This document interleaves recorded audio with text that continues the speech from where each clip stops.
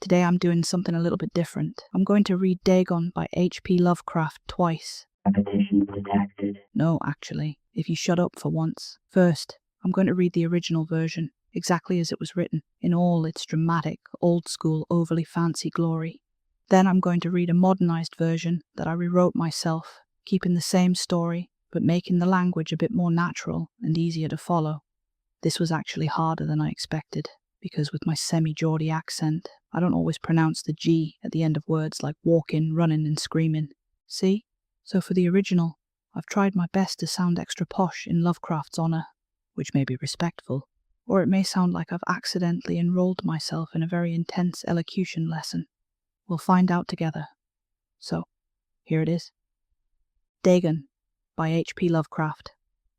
I am writing this under an appreciable mental strain, since by tonight I shall be no more, penniless, and at the end of my supply of the drug, which alone makes life endurable. I can bear the torture no longer, and shall cast myself from this garret window into the squalid street below. Do not think from my slavery to morphine that I'm a weakling or a degenerate. When you have read these hastily scrawled pages, you may guess, though never fully realize, why it is that I must have forgetfulness or death. It was in one of the most open and least frequented parts of the broad Pacific that the packet of which I was supercargo fell a victim to the German sea raider. The Great War was then at its very beginning, and the ocean forces of the Hun had not completely sunk to their later degradation, so that our vessel was made a legitimate prize, whilst we of her crew were treated with all the fairness and consideration due us as naval prisoners. So liberal, indeed, was the discipline of our captors, that 5 days after we were taken, I managed to escape alone in a small boat with water and provisions for a good length of time. When I finally found myself adrift and free, I had but little idea of my surroundings. Never a competent navigator, I could only guess vaguely by the sun and stars that I was somewhat south of the equator. Of the longitude, I knew nothing, and no island or coastline was in sight. The weather kept fair, and for uncounted days I drifted aimlessly beneath the scorching sun, waiting either for some passing ship or to be cast on the shores of some habitable land. But neither ship nor land appeared, and I began to despair in my solitude upon the heaving vastnesses of unbroken blue. The change happened whilst I slept. Its details I shall never know, for my slumber, though troubled and dream-infested, was continuous. When at last I awaked, it was to discover myself half sucked into a slimy expanse of hellish black mire which extended about me in monotonous undulations as far as I could see, and in which my boat lay grounded some distance away. Though one might well imagine that my first sensation would be of wonder at so prodigious and unexpected a transformation of scenery, I was in reality more horrified than astonished, for there was in the air and in the rotting soil a sinister quality which chilled me to the very core. The region was putrid with the carcasses of decaying fish and of other less describable things which I saw protruding from the nasty mud of the unending plain. Perhaps I should not hope to convey in mere words the unutterable hideousness that can dwell in absolute silence and barren immensity. There was nothing within hearing and nothing in sight save a vast reach of black slime, yet the very completeness of the stillness and the homogeneity of the landscape oppressed me with a nauseating fear. The sun was blazing down from a sky which seemed to me almost black in its cloudless cruelty, as though reflecting the inky marsh beneath my feet. As I crawled into the stranded boat, I realized that only one theory could explain my position. Through some unprecedented volcanic upheaval, a portion of the ocean floor must have been thrown to the surface, exposing regions which for innumerable millions of years had lain hidden under unfathomable watery depths. So great was the extent of the new land which had risen beneath me that I could not detect the faintest noise of the surging ocean, strain my ears as I might, nor were there any seafowl to prey upon the dead things. For several hours I sat thinking or brooding in the boat, which lay upon its side and afforded a slight shade as the sun moved across the heavens. As the day progressed, the ground lost some of its stickiness and seemed likely to dry sufficiently for travelling purposes in a short time. That night I slept but little, and the next day I made for myself a pack containing food and water, preparatory to an overland journey in search of the vanished sea and possible rescue. On the third morning I found the soil dry enough to walk upon with ease, The odour of the fish was maddening, but I was too much concerned with graver things to mind so slight an evil, and set out boldly for an unknown goal. All day I forged steadily westward, guided by a faraway hummock which rose higher than any other elevation on the rolling desert. That night I encamped, and on the following day still travelled toward the hummock, though that object seemed scarcely nearer than when I had first espied it. By the fourth evening I attained the base of the mound, which turned out to be much higher than it had appeared from a distance, an intervening valley setting it out in sharper relief from the general surface. Too weary to ascend, I slept in the shadow of the hill. I know not why my dreams were so wild that night, but ere the waning and fantastically gibbous moon had risen far above the eastern plain, I was awake in a cold perspiration, determined to sleep no more. Such visions as I had experienced were too much for me to endure again, and in the glow of the moon I saw how unwise I had been to travel by day. Without the glare of the parching sun, my journey would have cost me less energy. Indeed, I now felt quite able to perform the ascent which had deterred me at sunset.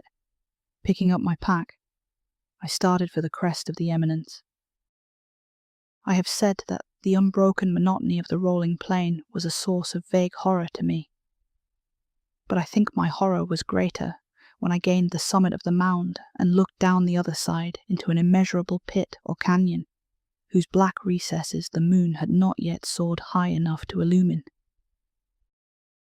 I felt myself on the edge of the world, peering over the rim into a fathomless chaos of eternal night. Through my terror ran curious reminiscences of Paradise Lost and of Satan's hideous climb through the unfashioned realms of darkness. As the moon climbed higher in the sky, I began to see that the slopes of the valley were not quite so perpendicular as I had imagined. Ledges and outcroppings of rock afforded fairly easy footholds for a descent, whilst after a drop of a few hundred feet, the declivity became very gradual. Urged on by an impulse which I cannot definitely analyse, I scrambled with difficulty down the rocks and stood on the gentler slope beneath, gazing into the Stygian deeps where no light had yet penetrated. All at once my attention was captured by a vast and singular object on the opposite slope, which rose steeply about 100 yards ahead of me. An object that gleamed whitely in the newly bestowed rays of the ascending moon. That it was merely a gigantic piece of stone, I soon assured myself, but I was conscious of a distinct impression that its contour and position were not altogether the work of nature. A closer scrutiny filled me with sensations I cannot express. For despite its enormous magnitude, and its position in an abyss which had yawned at the bottom of the sea since the world was young, I perceived beyond a doubt that the strange object was a well-shaped monolith whose massive bulk had known the workmanship and perhaps the worship of living and thinking creatures. Dazed and frightened, yet not without a certain thrill of the scientist's or archaeologist's delight, I examined my surroundings more closely. The moon, now near the zenith, shone weirdly and vividly above the towering steeps that hemmed in the chasm, and revealed the fact that a far-flung body of water flowed at the bottom, winding out of sight in both directions, and almost lapping my feet as I stood on the slope. Across the chasm, the wavelets washed the base of the Cyclopean monolith, on whose surface I could now trace both inscriptions and crude sculptures. The writing was in a system of hieroglyphics unknown to me, and unlike anything I had ever seen in books, consisting for the most part of conventionalized aquatic symbols such as fishes, eels, octopi, crustaceans, mollusks, whales, and the like. Several characters obviously represented marine things which are unknown to the modern world, but whose decomposing forms I had observed on the ocean-risen plain. It was the pictorial carving, however, that did most to hold me spellbound. Plainly visible across the intervening water on account of their enormous size were an array of bas-reliefs whose subjects would have excited the envy of a Doré. I think that these things were supposed to depict men, at least a certain sort of men, though the creatures were shown disporting like fishes in the waters of some marine grotto. or paying homage at some monolithic shrine which appeared to be under the waves as well. Of their faces and forms I dare not speak in detail, for the mere remembrance makes me grow faint. Grotesque beyond the imagination of a Poe or a Bulwer, they were damnably human in general outline despite webbed hands and feet, shockingly wide and flabby lips, glassy, bulging eyes, and other features less pleasant to recall. Curiously enough, they seemed to have been chiselled badly out of proportion with their scenic background. For one of the creatures was shown in the act of killing a whale represented as but little larger than himself. I remarked, as I say, their grotesqueness and strange size, but in a moment decided that they were merely the imaginary gods of some primitive fishing or seafaring tribe. Some tribe whose last descendant had perished eras before the first ancestor of the Piltdown or Neanderthal man was born. Awestruck at this unexpected glimpse into a past beyond the conception of the most daring anthropologist, I stood musing whilst the moon cast queer reflections on the silent channel before me. Then suddenly I saw it. With only a slight churning to mark its rise to the surface, the thing slid into view above the dark waters. Vast, Polyphemus-like, and loathsome, it darted like a stupendous monster of nightmares to the monolith about which it flung its gigantic scaly arms, the while it bowed its hideous head and gave vent to certain measured sounds. I think I went mad then. Of my frantic ascent of the slope and cliff, and of my delirious journey back to the stranded boat, I remember little. I believe I sang a great deal, and laughed oddly when I was unable to sing.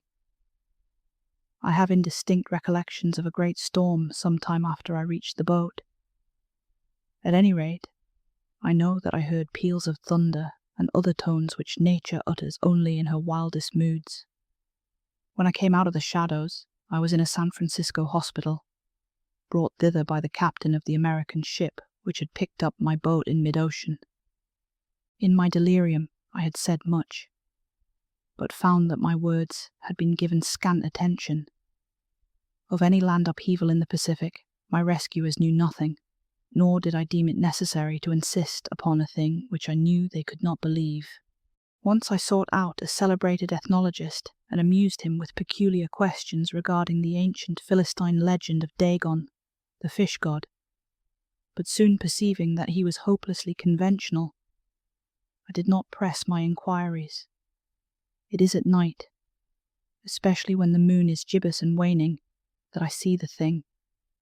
I tried morphine, but the drug has given only transient surcease, and has drawn me into its clutches as a hopeless slave. So now I am to end it all, having written a full account for the information or the contemptuous amusement of my fellow men.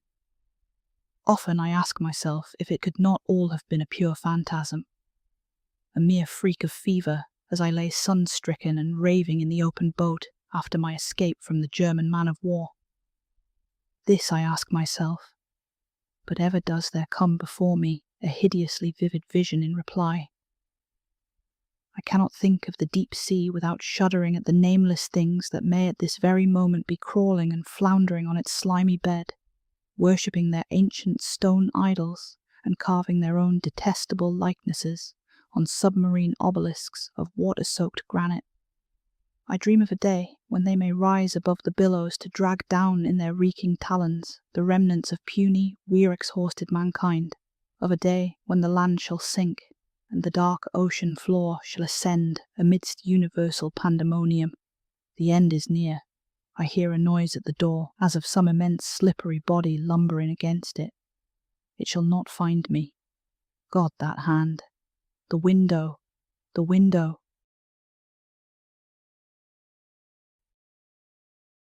So that was the original version of Dagon by H.P. Lovecraft. Now, as much as I love old horror, Lovecraft does have a habit of writing like he was being paid per haunted thesaurus. Beautiful? Yes. Atmospheric? Definitely. Easy to narrate without your mouth trying to resign halfway through? Absolutely fucking not. So next, I'm going to read a modernised version I wrote. The story itself stays the same. Same plot, same horror, Same horrible fishy nightmare fuel, but the language has been cleaned up and made a bit more natural for modern narration. No sentences that need a map, a compass, and 3 emotional support semicolons. Just Dagon, retold in a way that hopefully feels clearer, sharper, and easier to sink into. So here it is. I'm writing this under more strain than I can properly explain, because by tonight, I'll be dead. I have no money left. I have no morphine left, and without it, I can't keep living with what I saw. So when this is finished, I'm going to open the window of this filthy little room and throw myself into the street below. Don't mistake my dependence on morphine for weakness. Don't read this and think I was simply broken, or immoral, or too fragile for life. When you've read these pages, you may understand a little of why I needed either oblivion or death. You'll never understand all of it. I don't think anyone could. It began in the Pacific, in one of its emptiest and least travelled regions. The ship I served on was taken by a German sea raider. The war had only just begun then. The cruelty that came later hadn't fully set in, so our ship was treated as a legitimate prize, and the crew were treated as prisoners rather than animals. Our captors were watchful, but their discipline wasn't as strict as it might have been. 5 days after we were taken, I managed to escape alone in a small boat, with water and enough provisions to last for some time. Once I was free and drifting, I realized I had no real idea where I was. I was never a skilled navigator. By the sun and stars, I guessed I was somewhere south of the equator. Beyond that, I knew nothing. There was no island in sight, no coastline, no smoke on the horizon, no sign of another ship. The weather stayed clear, and for days I drifted under a burning sun, waiting either to be found or to wash up somewhere human beings could live. No ship came, no land appeared. After a while, the ocean began to feel less like water and more like a sentence, blue in every direction, moving beneath me, empty above me, nothing to measure time by except thirst, heat, and the slow wearing down of hope. The change happened while I slept. I'll never know exactly how. My sleep was heavy, disturbed by dreams, but unbroken. When I woke, I found myself half sunk in a stretch of black mud that went on as far as I could see. My boat lay grounded a short distance away, tipped at an angle on the same foul plain. At first, I should have been amazed. A man goes to sleep at sea and wakes on land. That should have been impossible enough to fill the mind. But what I felt wasn't wonder. It was horror. The air was wrong. The ground was wrong. Everything around me seemed to rot under the sun. The mud stank of dead fish and things that had never been meant to dry in open air. All across that black plain, carcasses stuck out of the sludge. Fish, mostly, but not only fish. There were shapes I couldn't name. Bodies with too many folds, too many tendrils, too much pale, collapsed flesh. It's difficult to explain how frightening silence can become when it's complete. There was no wind, no surf, no birds, no insects, no movement except the slow, sucking shift of the mud when I pulled myself free. The sky was clear, but the sun seemed harsh and black-edged above me, as if the whole world had been drained of kindness. Beneath it, the land rolled away in endless greasy waves of slime. I crawled back to the boat and tried to think. There was only one explanation I could force myself to accept. Something volcanic must have forced part of the ocean floor up to the surface. A place that had been buried under miles of ocean for millions of years had been forced into daylight. The scale of it terrified me. Whatever had risen beneath me was so wide that I couldn't hear the sea at all, no matter how hard I listened. There weren't any seabirds either. Nothing came to feed on the dead things. For several hours, I sat in the shade of the boat as it leaned on its side. I thought. I brooded. I tried not to breathe too deeply. As the day went on, the mud began to dry. It lost some of its stickiness and hardened enough that walking across it might soon be possible. That night, I slept very little. The next day, I packed food and water and prepared to travel overland in search of the vanished sea. By the third morning, the ground was firm enough to walk on. The smell was almost unbearable. but fear drove me harder than disgust. I set out across the black plain, aiming for a low rise I could see far off to the west. All day I walked towards it. That night I camped where I was. The following day I walked again, still heading for the rise, though it didn't seem much closer than before. By the fourth evening, I reached its base. It was much larger than it had looked from a distance. Between me and the mound, the land dipped into a hidden valley, which made the rise stand out sharply against the endless plain. I was too exhausted to climb it, so I slept in its shadow. I don't know what I dreamed about that night, and I'm glad I don't remember it clearly. I woke up sweating, with the moon low over the plain, and I knew I wasn't sleeping again. In the moonlight, I realized how foolish I'd been to travel during the day. Without the heat of the sun, movement was easier. My strength returned enough for the climb that had beaten me at sunset. I lifted my pack and began to climb. I've already said the endless plain frightened me, but what I saw from the top frightened me more. On the far side of the mound, the land dropped away into a huge canyon. The moon wasn't high enough to reach the bottom yet, so it looked like the earth had split open into darkness. I stood there looking down and felt as if I'd reached the edge of the world.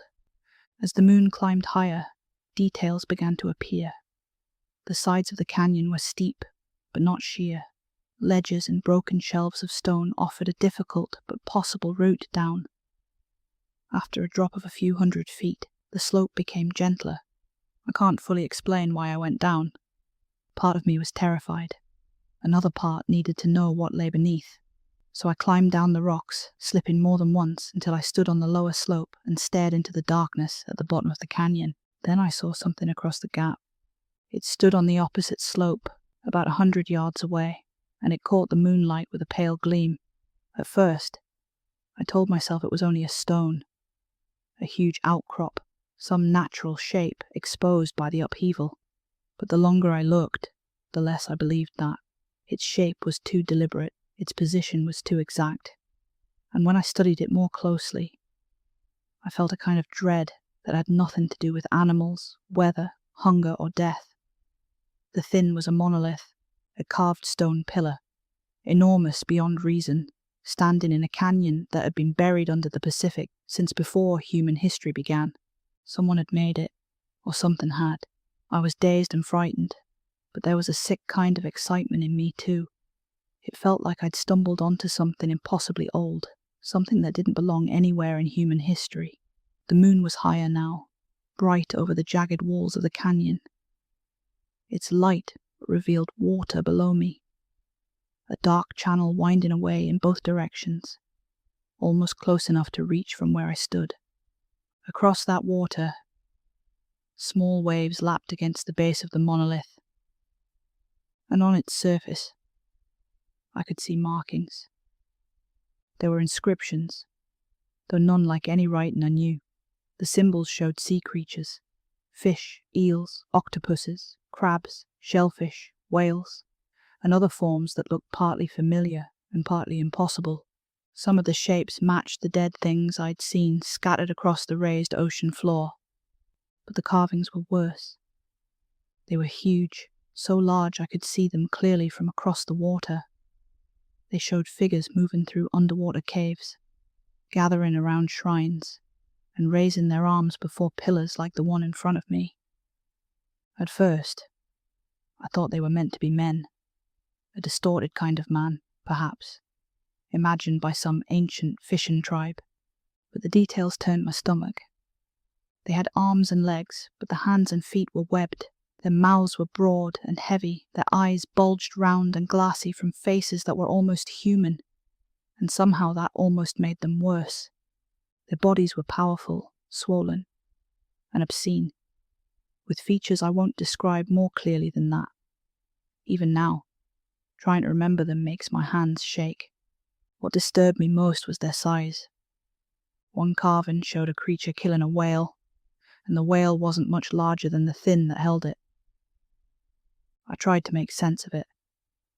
I told myself they were only gods, monsters imagined by some prehistoric people who'd lived by the sea and worshipped what they feared. A tribe long dead, before any known civilization had begun. That thought comforted me for perhaps a few seconds. Then the water moved. There was barely a splash. Just a slow disturbance in the dark channel below, as if something immense had shifted beneath the surface. Then it rose. The fin slid out of the water and came into view. It was enormous, filthy, scaled, almost human in the way nightmares can be almost human. It moved with horrifying speed for something so large, crossing the water towards the monolith. Then it threw its vast arms around the stone, pressed its hideous head against it, and began to make sounds. Measured sounds, rhythmic sounds. Not animal noise. Worship. I think I lost my mind then. I remember very little of the climb back up the canyon wall. I remember less of the journey back across the plain. There are flashes. My own voice singing. My own laughter when I couldn't sin anymore. My feet slipping in the drying mud. The stink of dead fish. The moon behind me. Some time after I reached the boat, there was a storm. At least I think there was. I remember thunder and other sounds that seemed too deep and too violent for any ordinary storm. When I returned to myself, I was in a hospital in San Francisco. An American ship had found my boat drifting in the open ocean. Its captain had brought me in. In my delirium, I'd spoken of what happened. No one took it seriously. My rescuers knew nothing of any land rising in the Pacific, and I understood enough by then not to insist. What could I have said? That the bottom of the ocean had risen while I slept? That I'd found a shrine older than human history? That something still lived there? Once, after my release, I visited a respected ethnologist and asked him careful questions about the old legend of Dagon, the fish god. He found my interest amusing. He gave me the usual academic answers, tidy and bloodless, and I knew within minutes that I wouldn't get anything useful from him. So I stopped asking. But at night, especially when the moon is swollen and beginning to fade, I see it again. I see the black plain, I see the canyon, I see the monolith rising out of the water, and then I see those arms around the stone. Morphine helped for a while. It gave me short moments where the memory faded enough for me to breathe, but it never lasted. And before long, the drug had hold of me just as tightly as the vision did. Now I'm finished. I've written everything down, whether for warning, evidence, or the entertainment of those who call me mad. Many times I've tried to convince myself it was fever, a hallucination, a nightmare born from sunstroke, hunger, thirst, and terror after my escape. I've tried very hard to believe that, but every time I think of the deep sea, I see the truth waiting below. I imagine huge stretches of slime at the bottom of the ocean, where things older than us still crawl around and gather in the dark. I imagine them moving around those stone idols, and I imagine their own shapes carved into pillars of stone far beneath the waves, where nobody was ever meant to see them, and I wonder how many there are. I wonder whether the raised land sank again after the storm, taking the monolith and its worshipper back below. I wonder whether the ocean hides more of them than any sane mind should consider, and I wonder if one day the seafloor will rise again, not in one lonely place, but everywhere. One day the seafloor may rise again, not in one lonely place, but everywhere. And when it does, we'll finally understand what's been waiting beneath us. The end is close now. There's something at the door. A slow, wet weight pressing against the wood. I can hear it breathing. I can hear its hand sliding over the handle. It won't take me. I won't let it. The window's open. I'm going now.